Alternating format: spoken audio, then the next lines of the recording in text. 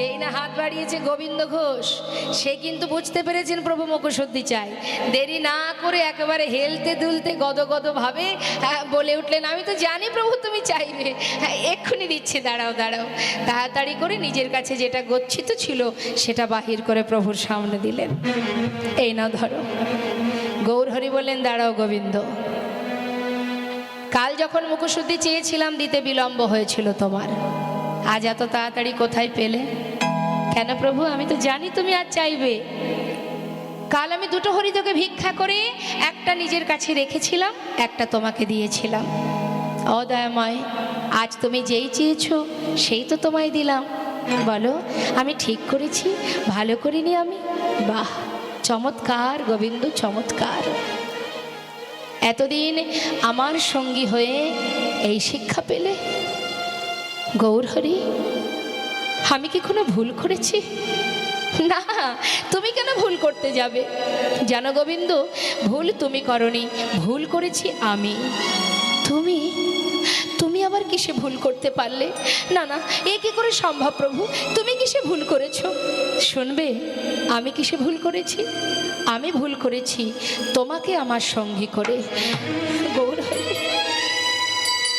তুমি কি বলছো দয়াময়? আমি কি অপরাধ করেছি দয়াময়? আমি তো কিছুই বুঝতে পারছি না। হ্যাঁ, আমাকে তুমি একটু বুঝিয়ে বলো। গোবিন্দ, সন্ন্যাসীর নহে কভু সঞ্চয় বাসনা।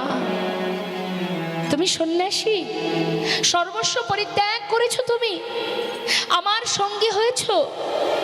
আজ আমাকে ভালোবেসে আমার উপরে নির্ভরশীল হতে পারোনি, তাই তুমি সঞ্চয় করেছো। গোবিন্দ, সন্ন্যাসীর তো সঞ্চয় বাসনা করতে নেই। তুমি সর্বস্ব ত্যাগ করেছো বটে, সঞ্চয় বাসনা তোমার মন থেকে এখনো যায়নি গোবিন্দ।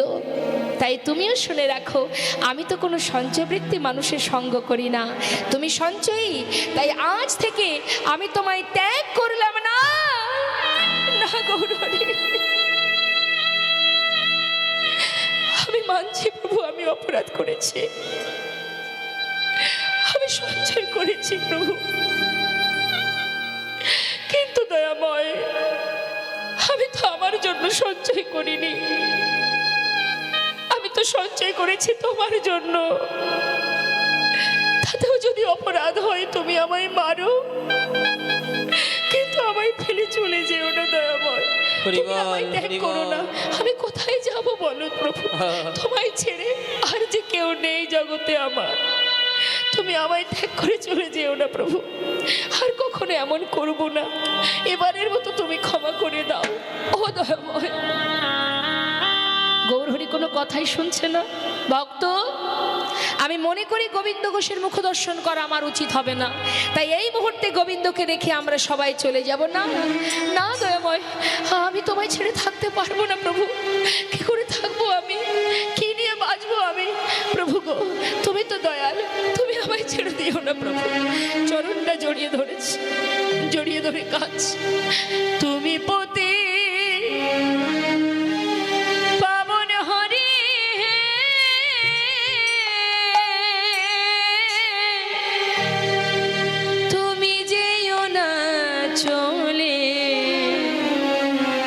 কৃপা করে দয়াল হরি আমায় রাখো চরণে।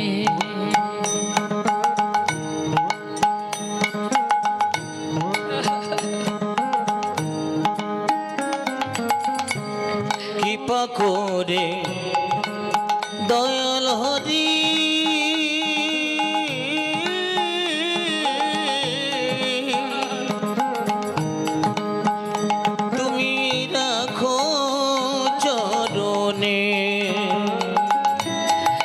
শুনেছি তুমি নাকি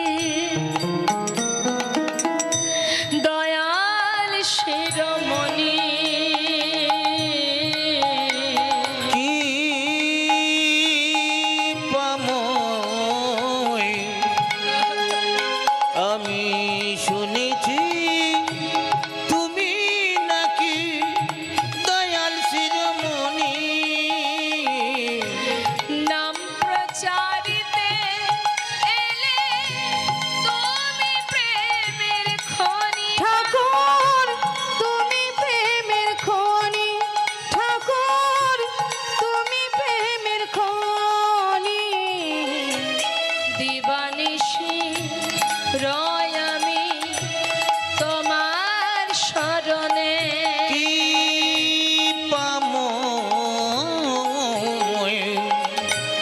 দিবানিশি রই আমি তোমারি শরণে। কৃপা করে দয়াল হরি রাখো চরণে।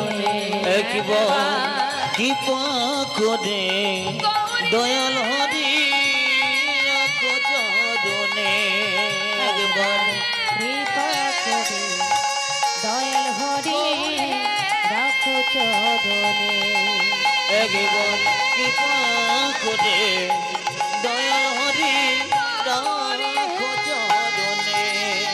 গৌর হে গৌর হে গৌর হে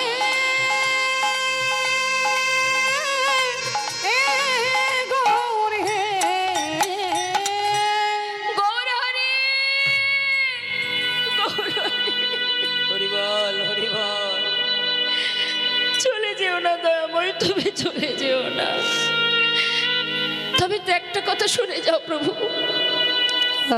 একটা হরিতকির কারণে তুমি আমায় ফেলে চলে যাচ্ছ। আমি তো আমার জন্য সঞ্চয় করিনি, তোমার জন্য করেছি। তবুও যখন আমায় ত্যাগ করে চলে যাচ্ছ, যাওয়ার আগে একটা কথা শুনে যাও দয়াময়। জীবনের সর্বস্ব পরিত্যাগ করে তোমার সঙ্গী হয়েছি। আর যখন তোমার চরণে আমার ঠাঁই হলো না, আজ আমিও তোমায় বলে রাখি, চলে যাচ্ছ চলে যাও, তবে আমার কাছে তোমাকে আবার ফিরে আসতে হবে। যদি আমি মনে প্রাণে তোমাকে ভালোবেসে থাকি, আমার বলতে সর্বস্ব যদি তোমার চরণে সঁপে দিয়ে থাকি, আজ এই অগ্রদ্বীপের মাটিতে দাঁড়িয়ে আমি প্রতিজ্ঞা করলাম, এক পক্ষকালের মধ্যে তোমাকে আমার কাছে আবার ফিরে আসতে হবে। ভগবানের কাছে তো ভক্তেরই জোর খাটে গো মা, ভক্তই পারে তার কাছে জোর খাটাতে। যাও তুমি, চাই না তোমার সঙ্গী হতে, তবে ফিরে তোমাকে আসতেই হবে, যদি আমি মনে প্রাণে তোমায় ডেকে থাকি। হরিবল হরিবল। প্রভুর যে কথা সেই কাজ, চলে গেল। গোবিন্দ ঘোষ ধুলায় গড়াগড়ি দিয়ে কাঁদছে আর বলছে, দয়াময় চলে গেলে তুমি। লোকে বলে যার কেউ নেই তার ভগবান আছে। আজ সেই ভগবানের চরণেও যদি আমার জায়গা না হয়, এই পৃথিবীতে আর কি নিয়ে বাঁচবো আমি? অগ্রদ্বীপেই গোবিন্দ ঘোষের ঘর মা। ঘরে চলে গেল গোবিন্দ। একদিন দুদিন তিন দিন যেতে যেতে 15 দিনে এক পক্ষ কাল হয়। ভক্ত যদি ডাকার মতো ডাকে, ভক্তকে গোবিন্দের কাছে ছুটে যেতে হয় না, আসেন নিজেই আসেন স্বয়ং ভক্তের সম্মুখে দর্শন দিতে। দেখতে দেখতে 15 দিনে এক পক্ষ কাল হলো 13 দিন। গোবিন্দ ঘোষ আর পারছে না, পথের দিকে তাকিয়ে থাকতে থাকতে 13 দিন পার হয়ে গেল। স্থির করলেন এই প্রাণ আর রাখবে না, গঙ্গার জলে নিজেকে বিসর্জন করে দেবে। পথে যাচ্ছে, গঙ্গার জলে নিজেকে ত্যাগ করবে বলে গঙ্গার ঘাটে যাচ্ছে। আর অন্তর্যামী গৌর সুন্দর তখন ছিলেন রামকেলিতে। রামকেলিটা মালদাতে বাবা। সেখান থেকে প্রভু আমার একটা কোষ্ঠী পাথর জলে ভাসিয়ে দিলেন, আর সেই পাথরটা ভাসতে ভাসতে অগ্রদ্বীপের দিকে এগিয়ে আসছে। আর গোবিন্দ এক পা দুপা করে এগিয়ে যাচ্ছে গঙ্গার ঘাটে। আর মনে মনে কাঁদছে আর বলছে, হরি এ জন্মে তোমার দেখা পেলাম না প্রভু, আর তোমার কৃপা পেলাম না। চরণে ঠাঁই পেয়েও আজ চরণ থেকে তুমি আমায় বিতাড়িত করলে একটা হরিতকি সজ্জার কারণে। হরি হে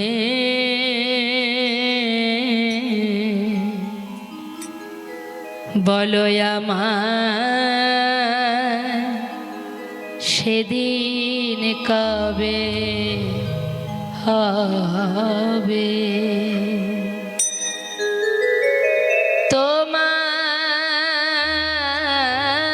আশার আশে আমি আছি বসে তোমার আশার আশে দয়ালে আছি বসে বলো বলো কবে চরণ দেবে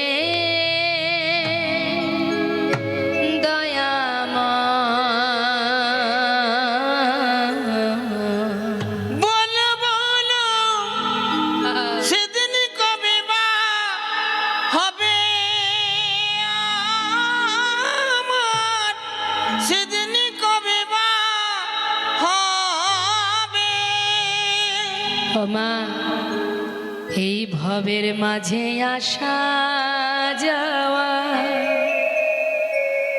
তোমায় ডাকা হলো না, যা বলবো বলে সবাই এসেছিলাম তা বলা হলো না।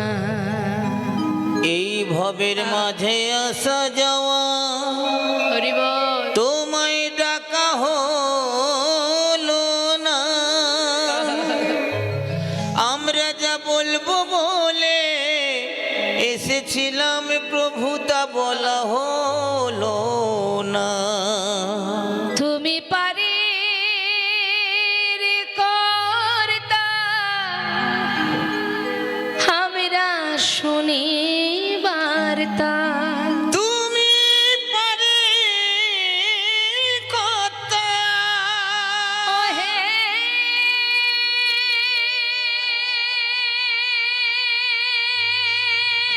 দয়াময়, হে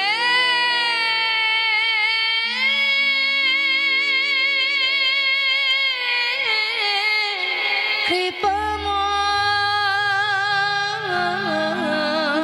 তুমি পারে কর্তা আমি শুনি বার্তা, বলো বলো প্রভু কবে পার করিবে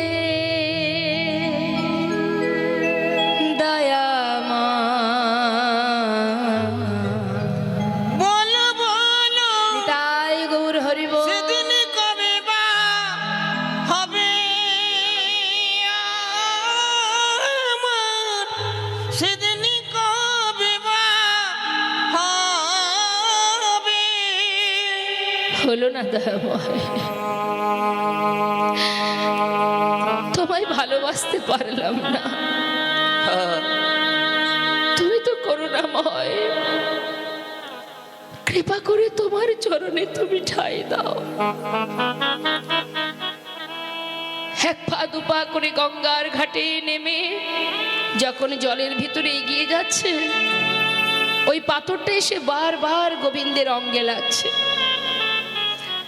আর বারবার লাগছে বলে গোবিন্দ ঘোষ সেটাকে হাতে তুলে নিয়ে তীরে উঠে আবর্জনার মধ্যে ছুঁড়ে ফেলে দিয়েছে।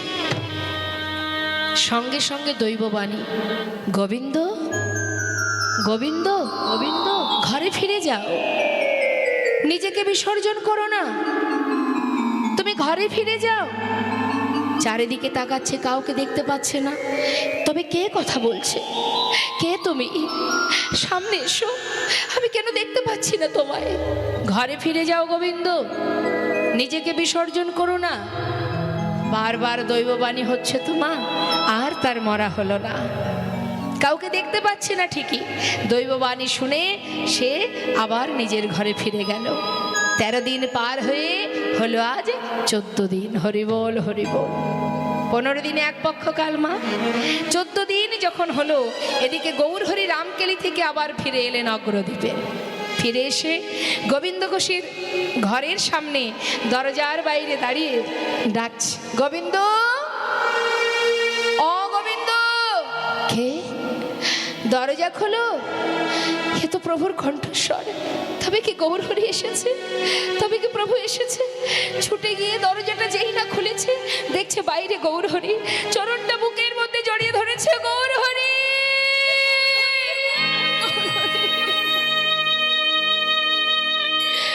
তুমি এলে দয়াময়, হরিবল হরিবল। তুমি এলে।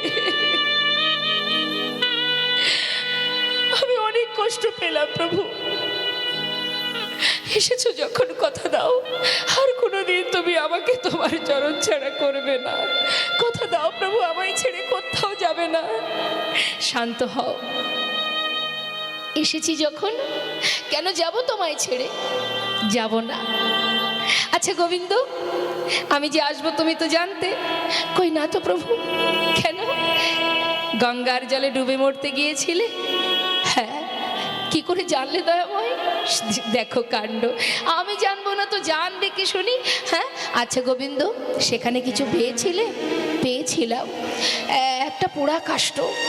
পোড়া কাষ্ঠ? হ্যাঁ। সেটা কি আছে? আছে প্রভু, আবর্জনার মধ্যে ফেলেছিলাম। যাও যাও, শিগগিরই নিয়ে এসো। ছুটতে ছুটতে আবর্জনার ভিতর থেকে সেটাকে হাতে তুলে দেখছি, তো পোড়া কাষ্ঠ নয়। ভেবেছি কোনো মরা পোড়ানো কাঠ, হয়তো আশেপাশে শ্মশান আছে, মরা পুরানো কাঠ ভেসে এসেছিল। কিন্তু হাতে তুলে দেখছে তো কোষ্ঠী পাথর, গায়ে লেখা আছে কৃষ্ণ নাম। গৌরহরির কাছে এনে যেই না দেখালো, প্রভু বললেন, শোনো গোবিন্দ, এই কোষ্ঠী পাথর দিয়ে তোমার ঘরে একটা বিগ্রহ তৈরি করা হবে। আর সেই বিগ্রহ আমি প্রতিষ্ঠা করে, প্রাণ প্রতিষ্ঠা করে তার নামও দেব আমি। এক ভাস্কর এসে সুন্দর করে বিগ্রহ তৈরি করলেন বাবা। ভাস্কর এসে বলছে, ও গোবিন্দ, কই দেখি কোষ্ঠী পাথরটা দাও দেখি। গোবিন্দ ঘোষ বলছে, তুমি কি করে জানলে আমার কাছে কোষ্ঠী পাথর আছে? দেখো, জানবো না? তোমার ছেলেই তো খবর দিয়ে এলো গো। আমার ছেলে? আমার তো বিয়েই হয়নি। বলি, ছেলে হলো কোথা থেকে? আরে গৌরহরি পাশে দাঁড়িয়ে বলছে, ও গোবিন্দ, এত কথায় কাজ কি? চাইছে দিয়ে দাও। শোনো ভাস্কর, সুন্দর করে বিগ্রহ তৈরি করো, গোপীনাথ বিগ্রহ। বিগ্রহ তৈরি হলো মা। এবার সেটাকে স্থাপন করে প্রভু নাম দিলেন গোপীনাথ। নাম দিয়ে বললেন, শোনো গোবিন্দ, প্রতিদিন ভিক্ষা করবে, সঞ্চয় করে রাখবে না। যা ভিক্ষা করবে পুরোটাই গোপীনাথের সেবায় দেবে। আরও বলি, শোনো, একা একা তোমার ঘরে মন বসবে না, তাই তুমি একটা বিবাহ করো। হরিবল হরিবল। এত এত পরীক্ষা হলো মা, এখনো কিন্তু শেষ হয়নি পরীক্ষা। এবার কি দিচ্ছে? সংসার। দেখি ভক্ত সংসার দিলে সংসারে আবদ্ধ হয়ে যায় কিনা। গোবিন্দ, বিবাহ করে দুজনে একসাথে গোপীনাথের সেবা দেবে। তোমাদের সেবা দেখেই গোটা অগ্রদ্বীপবাসী সেবা শিখবে। কেমন? আর আরও বলি, শোনো, গোপীনাথের সেবা দিলে সেই সেবা আমি পাবো। কেমন? তাহলে এবার আমি আসি, আমাকে বিদায় দাও। যেই বলেছে বিদায় দাও, ছুটে গিয়ে প্রভুর হাতটা চেপে ধরেছে। চেপে ধরে বলছে, তুমি কোথায় যাবে? এই তো তুমি বললে তুমি আমায় ছেড়ে যাবে না, এখন আবার তুমি বিদায় চাইছো কেন? আমি তো তোমায় ছেড়ে থাকতে পারবো না। হাতটা ধরে তাকে ঘরের ভিতরে রেখে বাইরে থেকে দরজাটা বন্ধ করে শিকল তুলে দিল। শিকল তুলে দিয়ে পিছন ফিরে যেই না তাকিয়েছে, দেখছে বাইরে গৌরহরি দাঁড়িয়ে আছে। নিতাই গৌরহরি বল। এ কি প্রভু, তুমি বাইরে এলে কি করে? আমি তো তোমাকে ঘরে রেখেছি, তুমি বাইরে কি করে এলে? আবার দরজা খুলেছে। খুলে কি দেখছে? দেখে ঘরে গোরা, বাইরে গোরা, নিতাই গৌরহরি বাইরে গোরা, ঘরে গোরা, বাইরে গোরা। আমি একই দেখিলাম, একই দেখিলাম, ঘরে গোরা, বাইরে গোরা। আমি কি দেখিলাম, কি দেখিলাম, ঘরে গোরা, বাইরে কি গোরা। দেখিলাম, কি দেখিলাম, ঘরে গোরা, বাইরে গোরা। কি দেখিলাম, ঘরে গোরা, বাইরে গোরা। কি দেখিলাম, কি দেখলাম দেখিলাম, ঘরে গোরা, বাইরে গোরা। ঘরে গোরা, বাইরে গোরা। হরিবল হরিবল। যেই না দেখেছে বাইরে গৌরহরি, ভিতরে গৌরহরি, গৌরহরি বললেন, গোবিন্দ, আমি তো তোমায় কথা দিয়েছি তোমায় ছেড়ে যাব না, তোমার বিশ্বাস হলো না তো? শোনো নাও, আমাদের আর গোপীনাথে একই অঙ্গ হয়। গোপীনাথের সেবা দিলে আমি পাইব নিশ্চয়। আমাদের আর গোপীনাথে অভেদ জানিও, অভেদ, মানে ভেদ নয়, শুদ্ধ ভক্তিতে গোপীনাথের সেবা যে করিও। শুদ্ধ ভক্তিতে গোপীনাথের সেবা যে করিও। তাকে সেবা দিলে সেই সেবা আমি পাবো। এবার তো সন্তুষ্ট হও। হ্যাঁ প্রভু, কোথায় যাবে তুমি? গোবিন্দ, তুমি জানো না আমি কোথায় যাব? শোনো শোনো, আমার মনে বাসনা কি জানো? আমার মন মানে না যাব বৃন্দাবনে। ও গো আমার মন মানে না যাব বৃন্দাবনে। আমার মন মানে না যাব বৃন্দাবনে। আমার মন মানে না যাব বৃন্দাবনে। আহা নয়ন ভরে, নয়ন ভরে, দুটি নয়ন ভরে, ও দুটি নয়ন ভরে, ও গো নয়ন ভরে হেরব দুটি সদা, নয়ন ভরে হেরব সদাই মদন মোহনে। মন মানে না গৌর হরি বল। যাব বৃন্দাবনে। আমার মন মানে না যাব বৃন্দাবনে।